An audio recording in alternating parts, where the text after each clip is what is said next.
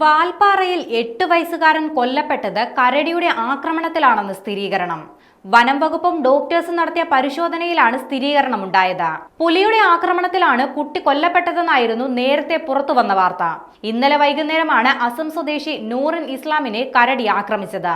Waverley എസ്റ്റേറ്റിലെ പാടിയുടെ മുറ്റത്തിരുന്ന് കളിക്കുകയായിരുന്നു കുട്ടി. കുട്ടിയെ കാണാഞ്ഞതിനെ തുടർന്ന് നടത്തിയ തിരച്ചിലാണ് മൃതദേഹം കണ്ടെത്തുന്നത്. മുഖത്തും ശരീരത്തിന്റെ പല ഭാഗത്തും മാംസമുണ്ടായിരുന്നില്ല. ഇതോടുകൂടിയാണ് പുലി കുട്ടിയെ പിടിച്ചുകൊണ്ടുപോയി ആക്രമിച്ചതാകാമെന്ന നിഗമനത്തിലേക്ക് എത്തിയത്. കുട്ടിയുടെ മൃതദേഹം വാൽപ്പാറയിലെ സർക്കാർ ആശുപത്രിയിലേക്ക് മാറ്റിയിട്ടുണ്ട്. ഇവിടെ നടത്തിയ പരിശോധനയിലാണ് ആക്രമിച്ചത് കരടിയാണെന്ന് കണ്ടെത്തിയത്. മുഖത്തുണ്ടായിരിക്കുന്ന മുറിവ് കരടിയുടെ ആക്രമണ രീതിയിലുള്ളതാണെന്ന് ഡോക്ടർമാർ വ്യക്തമാക്കി. കൊല്ലപ്പെട്ട 8 വയസ്സുകാരന്റെ പോസ്റ്റ്മോർട്ടം ഇന്ന് നടക്കും. വാൽപ്പാറ താലൂക്ക് ആശുപത്രിയിലായിരിക്കും പോസ്റ്റ്മോർട്ടം നടക്കുന്നത്. മരിച്ച കുട്ടിയുടെ കുടുംബത്തിന് തമിഴ്നാട് സർക്കാർ 10 ലക്ഷം രൂപ ധനസഹായം പ്രഖ്യാപിച്ചിട്ടുണ്ട്. ആക്രമിച്ച കരടിയെ പിടികൂടുന്നതിനായുള്ള ശ്രമം ആരംഭിക്കുമെന്ന് വനം വകുപ്പും അറിയിച്ചു.